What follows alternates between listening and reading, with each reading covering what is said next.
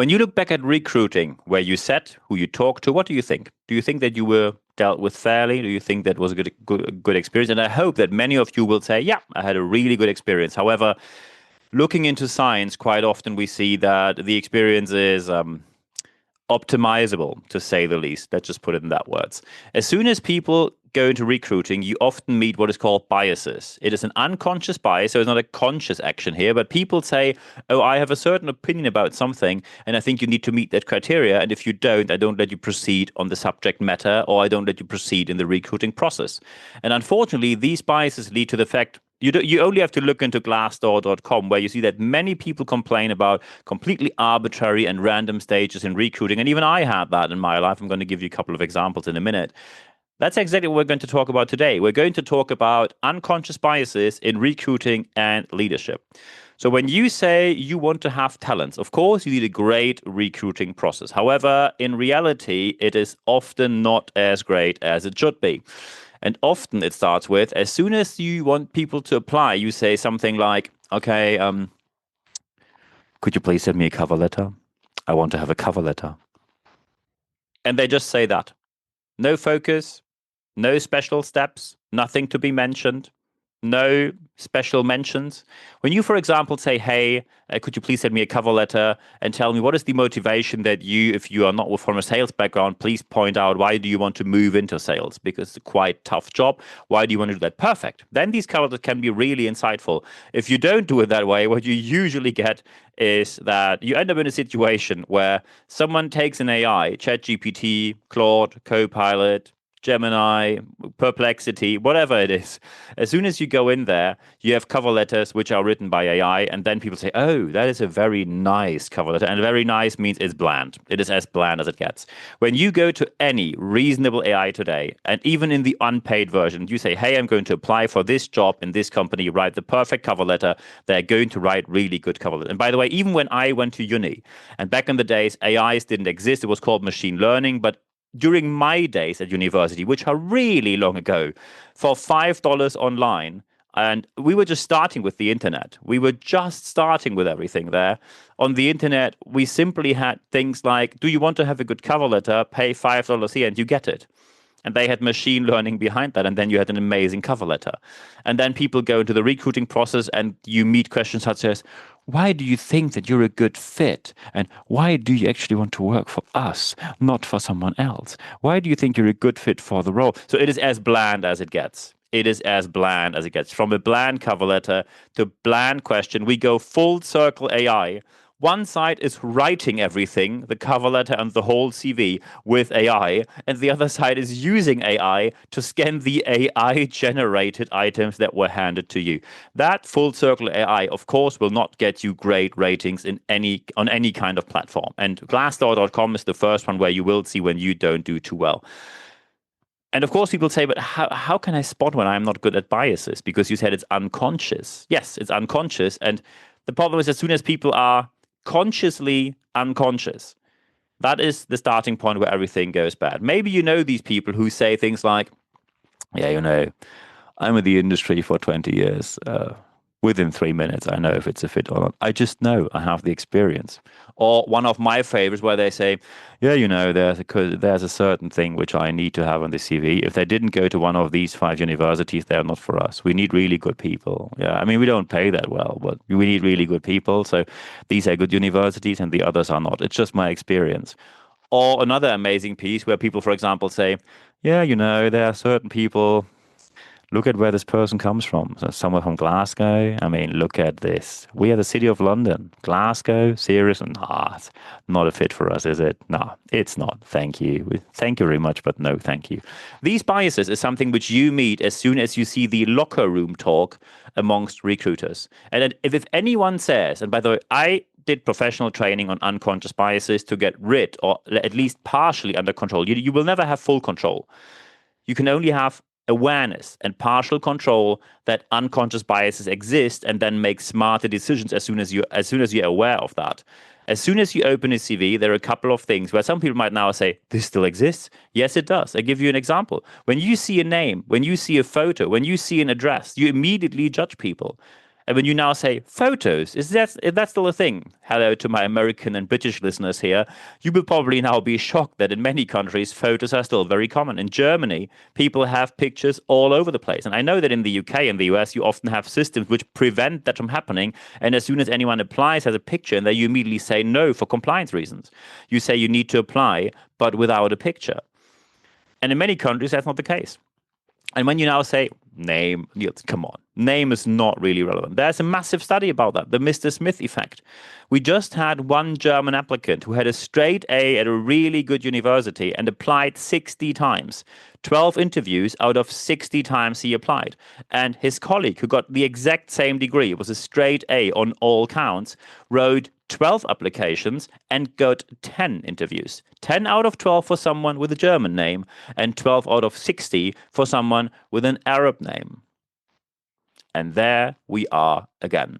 Because then you have people sitting there, and by the way, this person posted on LinkedIn, this is racism and this is Germany, by the way, completely correct on both counts here.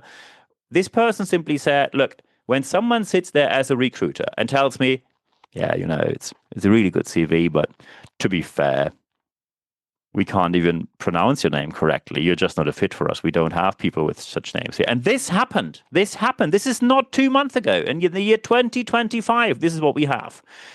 Because people simply say, yeah, it's a name we don't have here so far. So what about not having this now and not starting with it? It's just not a fit. And that's just racism. Racism and unconscious bias performing the worst out of the worst. And by the way, of course, got a massive negative review on Glassdoor. Then they asked him to remove it, which he didn't. Then it escalated on LinkedIn. So the full Streisand effect. So anyone got attention of that. 60,000 people read it, and then 100,000 read it. At the end, 1.5 million people read that. Congratulations. Massive brand damage due to bad recruiting. And what did you do? You doubled down on the bad recruiting. The name, the photo, the address. You can't imagine when you ever lived in London. When I moved to London, I wanted to live somewhere very central. So I lived in a smaller space. I have a minimalist lifestyle, as many people know me. Who know me? Anyone who knows me knows me. I have a minimalist lifestyle. I love to live in small spaces and own the minimum amount of things I can have. That's just a personal thing. I'm not spiritual. I don't force anyone to do so. It's just my personal life choice. And as soon as people said, yeah, Niels, welcome to London. So you moved here. Where do you live? And then I said, Kensington. And let's face it, Kensington is a good part of London. It's probably, on paper, one of the best parts. But I lived there in a shoebox. So I didn't live there in a villa or a mansion. I lived there in a shoebox. So they are really like Kensington, like in Kensington or near Kensington. Because what they were alluding to is that they say, is it the good or the bad part of Kensington? But just people don't like to say that because it always sounds a bit judgmental, mainly because it is.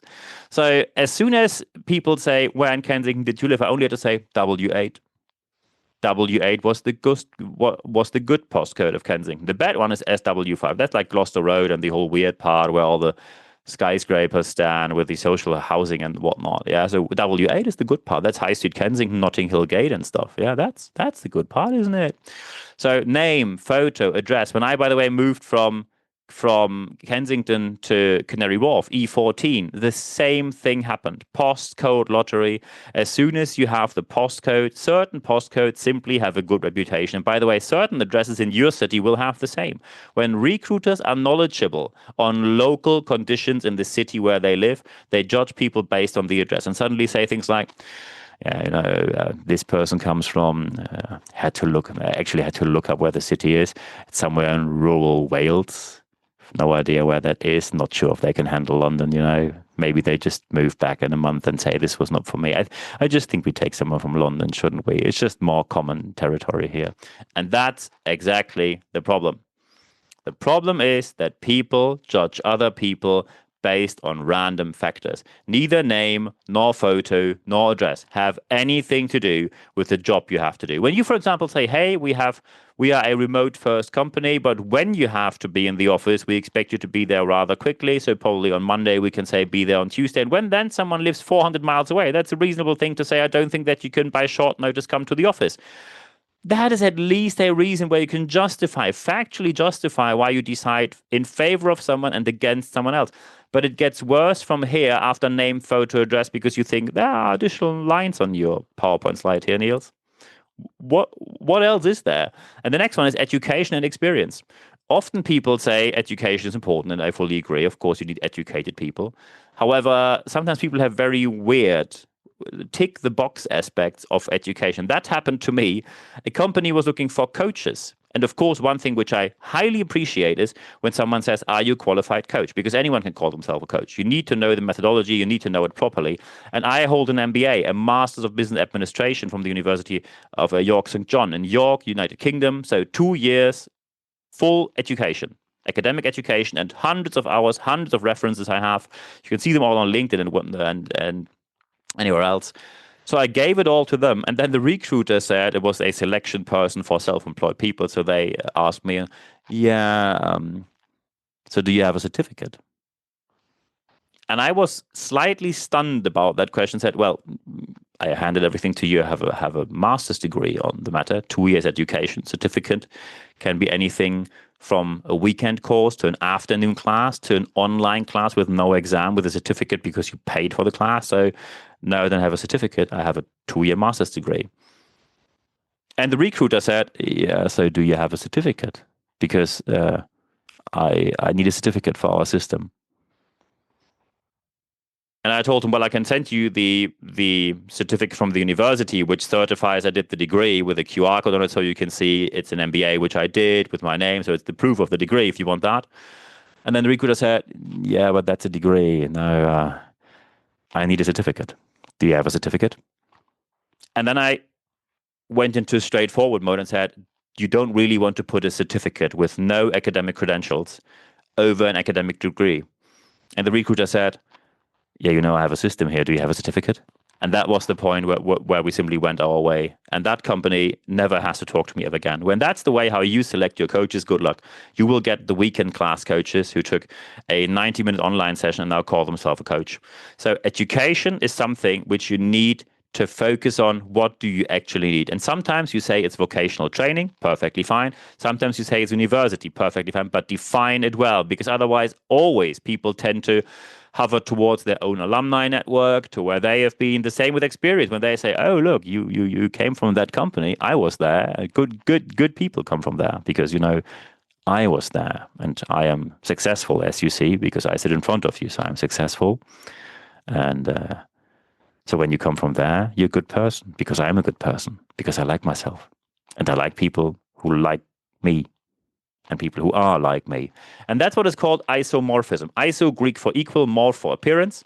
Isomorphism, you only hire people who are close to what you are. And that is, of course, a massive unconscious bias. And these unconscious biases exist in every single place. And it goes way further than that. From different accents. By the way, when I did my last professional training on the matter, and I did my 8th professional training with Catalyst, one of the largest vendors worldwide on unconscious bias training, and I also realized certain accents are connected with a certain judgment.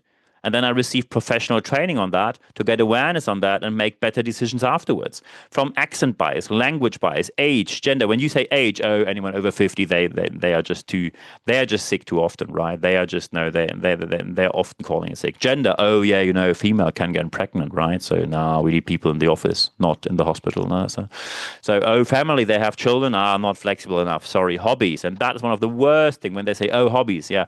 One of Germany's formerly largest entrepreneurs in construction, who is now mainly in the focus of the public prosecutor, surprise, surprise, that comes together when success and big ego hits TV, usually knows something bad is going on, and that was the same here. He says, and I quote word by word, people who do martial arts are good leaders because they can force through hard times. Another expert, self-proclaimed expert, said anyone in professional sports is excellent at sales because they know how to deal with drawbacks and backslash. That's pseudoscience at its best. Do you know how many professional sports people failed with their businesses? That's probably, and they all came from professional sports, so they know how to deal with drawbacks, but still they went bankrupt. So it didn't happen because they were so great at sales, was it? So this whole thing with hobbies and trying to find something in their hobbies which suits or does not suit your narrative is the definition of bias. And anything with formality, when you say, oh yeah, the layout of your CV really weird, didn't like the colors, and Some paragraphs were underlined properly, so I don't think that we can hire you.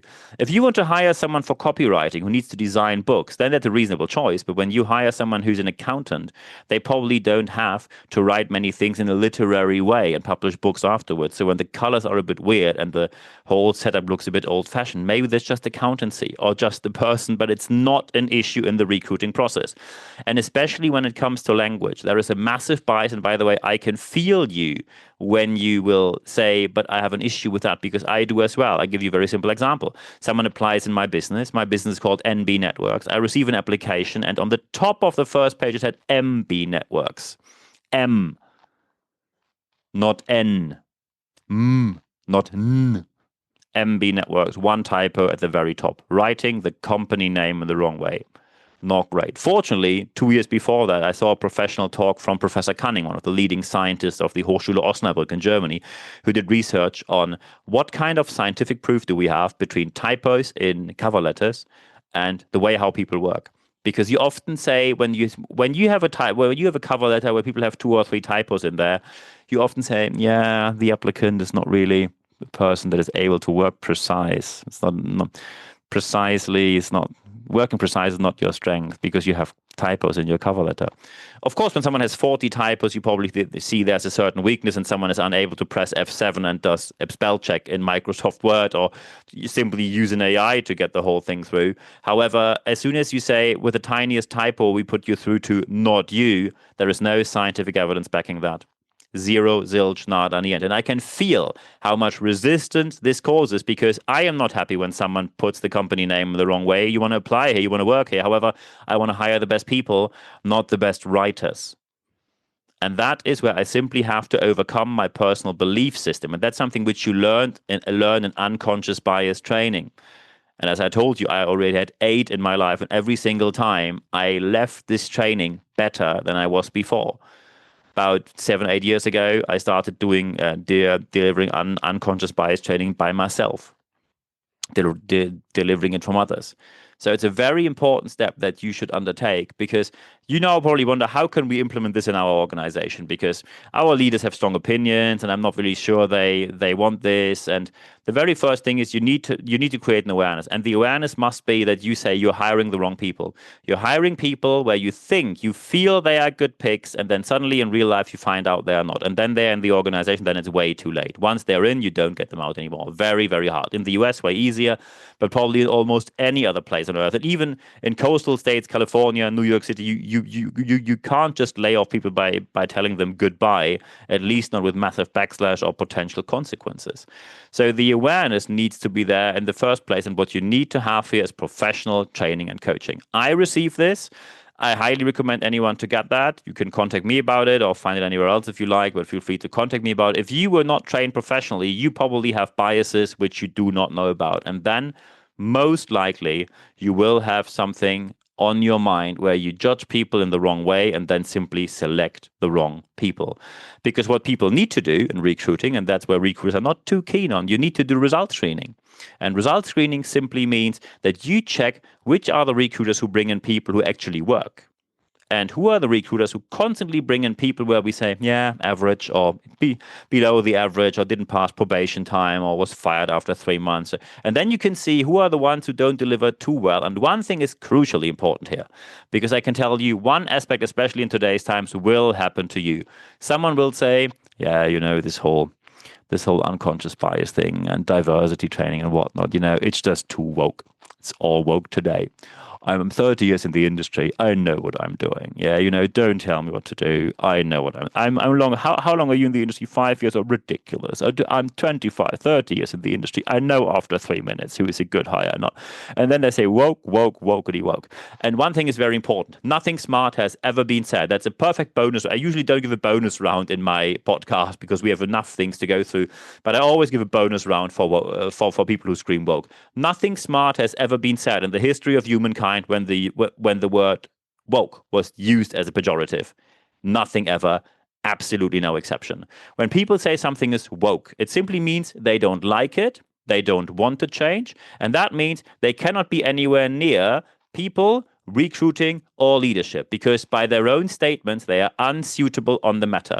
Of course, anyone has the right to change. Anyone has the right to make up their mind. I can fully understand, by the way, when people say, look, I really can't go through the 78 cheap $49 online class, which simply tells me, be a good person and you have to be neutral and get something written down. Of course, when you buy cheap, nonsensical classes, people will have an aversion to go there. However, when you get professional people in, professional trainers, speakers, coaches, call it as you like, ask me, ask anyone else you like. However, when you get them in, you will have a great experience and people will actually leave and say that actually brought me somewhere where I haven't been before and actually where I actually thought I don't even have to be.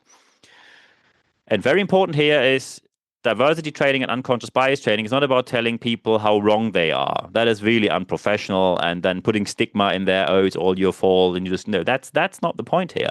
You simply tell people that there are things of the human psyche, things of how we get to conclusion, which are simply not neutral, and we all want to have great results. No one sits in their organization's head, I like to have really bad colleagues who are not up to the job, and I have to catch up with their work. No one wants that. Anyone wants great colleagues who are up to the job, who fit perfectly well, who integrate to the team, who are a great fit to culture, to the organization, to the team, and who are experts on the matter. And to find them and not select people by name, age, gender, or whatnot, and things you don't even know about. That is, and especially when people scream something like, I always give the job to the most suitable person. I don't need training. Just pick the most suitable person. When anyone says that, these are people who have no professional qualifications on the matter, and that means they are unsuitable for recruiting people and any leadership matter. So very important here is when you do things the scientific way, professionally qualified and fully aware of unconscious biases, you will be a better person, a better leader, and especially a better recruiter, including, of course, recruiting leadership. And I wish you all the best implementing this in your organization. And when you now say, that sounds like a bit of work. Can we have a chat on that? Yes, of course we can. So first, of course, when you listen to me or watch me on YouTube right now, leave a like here, subscribe to my channel. Thank you very much for doing so. Or leave a comment here. I'm looking forward to hearing from you. If you also like to do that, if you, by the way, listen to me on Apple Podcasts or Spotify, feel free to leave a review here. And of course, feel free to recommend this podcast and the video cast amongst your friends, colleagues, anywhere on social media, online, offline, anywhere. Thank you very much for doing so as well. One thing we have, which is only available on YouTube, are the leadership tips called the YouTube Shorts. As the name says, only available on YouTube. So when you subscribe to my channel, feel free to leave the little bell there, because when you leave the little bell there, you always get the information as soon as a new video is online, so you don't miss out on anything. And of course, you can follow me on Apple Podcasts or Spotify, or go to my website, nb-networks.biz, and then we take it from there and you see what I do for a living. And in addition to that, when you now say, need to discuss something, but I can't do it in the comment section because it's about my company, it's confidential. And this episode happened due to emails I received after the Zukunft Personal, one of the largest expos in the decision-making space in people development, which we just had 2 weeks ago. Emails coming from speeches I delivered there. I delivered 10 speeches in 3 days. Rather busy days, I can say, with 41 appointments in 3 days. So there, people said, I have an interest in this. Could you do an episode on that? And yes, I can. Send me an email. Tell me this topic is relevant. I have this situation. Keep it anonymous. And of course, I will keep it anonymous. Don't mention names or anything. And then I move on from there. And then I can do an episode on that. And then you can get clarity on the matter. When you now say, do we have live sessions where I can talk to you live? Yes, we do so. We have live sessions. When you go to expert.nb-networks.com, put your email address on there. And no worries, when you sign up for the so-called leadership letter, that's how we call the letter, you only receive one email every Wednesday morning. It's 100% content, ad-free guarantee. Very important here, as soon as you receive this email on Wednesday morning, you get full access to all the podcasts, video casts, and articles, more than 400 in the English and German language. No paywall, no nothing, full access on it. And you also get the date, the time, and the access link. No registration needed, the access link to our live sessions. We only communicate the live sessions via the leadership letter. There is no other resource. So when you want to join for the live session, which we have monthly, we just had one. The next one is coming up reasonably soon. Sign up there, and then you will be kept informed. Of course, you can also follow me on social media. Feel free to follow me and connect with me on LinkedIn. Don't do the follow thing, just connect properly so we have everything aligned here. Follow me on LinkedIn, connect with me on LinkedIn, follow me on Instagram, connect with me on Facebook, of course on YouTube, and of course when you are in the German-speaking space, I'm on Xing. That's the German-speaking version of LinkedIn, focusing on recruiting. So we can take it from there. I'm looking forward to being connected with you. At the end of this podcast and at the end of this video cast, there's only one thing, very important thing to say. When you now say, hey, I need to discuss something, just get in touch with me. I answer every single message within 24 hours or less. I'm looking forward to hearing from you. So at the end of this podcast and at the end of this video cast, there's only one thing left for me to say. Thank you very much for your time.